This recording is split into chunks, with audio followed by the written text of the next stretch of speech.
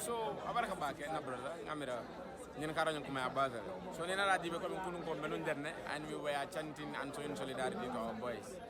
And what happened was come here from America, we were arrested by the police. And when we get to PIU, one police officer told us that we are looking for fame. And that is one thing that has been going on in my mind still. The person said we are looking for fame. And we have to make it very clear. If I want to be famous, I will be a dancer or a singer. That is what will make me more famous. Even if I cannot sing, but I can say nonsenses and people are going to listen and I'll be famous, isn't it? So what happened is, impunity is at its core, and Gambian people cannot afford to have another country or another generation that is going to be in that manner. The country is at a very fragile moment, the country is at a very fragile stage right now, and people really have to stand up. Let's do what is just and fight against injustice.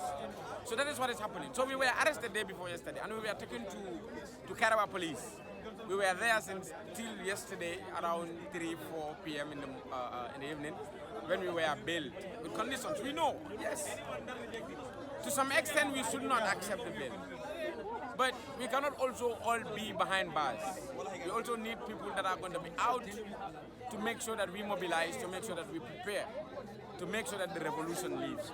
So that is why we are out. So what happened at the police stations? You can see videos were circulating before I was arrested. We have seen recruits, newly graduated police officers, stalked me, and they were flocking me. You know, they were beating me up. And I remember there is this police officer who told me that, okay, you want to go to mile 2, I will make sure that you will go there. So these are things that we should not say, most especially police officers. They should be very professional. So the lack of professionality in the police is not only at the high ranking, even those that graduated day before yesterday, I can put it.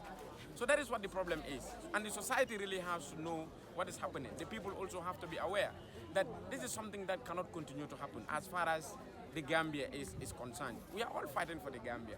To some extent, the boys are down there. Some of them are starving themselves. Hunger strike. It is protest. They are protesting in their own ways. I am not going to eat simply because there is injustice. I'm not going to eat because I am unlawfully remanded here and the state is keeping quiet. Right now, as we speak, one of our fighters is being hospitalized because he is a high blood patient and he collapsed. The second thing is, the state do not have medicine at the at the Mile 2 Central Prison. Let's think of it. It's not only about him.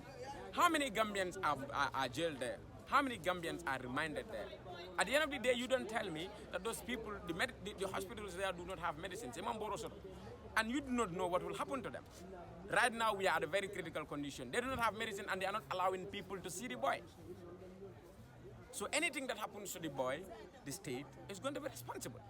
And one thing I can tell them for sure, if something so unfortunate happens to that boy, the state will not be at rest. That I can tell the Gambian people. Because he is a life of a Gambian and he's a Gambian that is fighting for the people of the Gambia. His only crime is to rise and say data is expensive. That is his only crime. If that is the crime, that is the only crime that he committed. The other crime is he loves his country. So to some extent, impunity has to stop. Injustice has to stop. Gambians fought 22 years dictatorship. And one thing that they do not want to experience again is injustice. We do not want to experience that. We have seen people being tortured here 22 years ago. We have seen people tortured here, killed here. We do not want the same thing to happen. Now that Gambians rise and they said they want a new country, that new country is what we are seeing. The same thing that has been happening in the 22 years rule of Jammeh, the same thing is continuously happening again.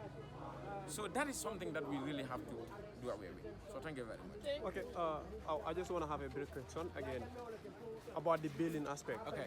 It's not clear to us what was the condition you guys are built on. So you can brief us. Okay, we were built with a sortie of $25,000 Each. That is in an event that we escaped the bill, in an event that we flew out of the country. So the person that bailed us, or the people that bailed us, will be the one to pay the $25,000 to the court. So that is our bail condition.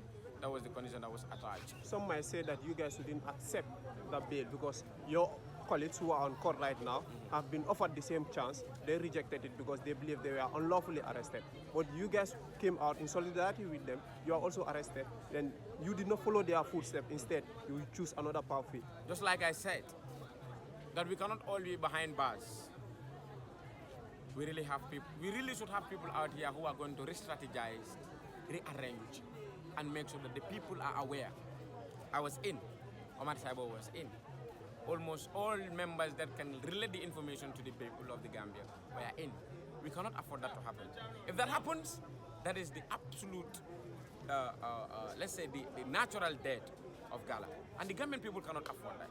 And one thing also is there, we were not only men that were arrested. You can understand that we have more than 6 female arrested with us. Yes, if it is only for men, we don't have problem with that. But we cannot also have female in custody when we have opportunities to bring them out on bail. And they were saying, they were very brave. Just like I said, if some of you are following my Facebook, I said, anytime they arrest us, you give birth to a fighter that will never relent.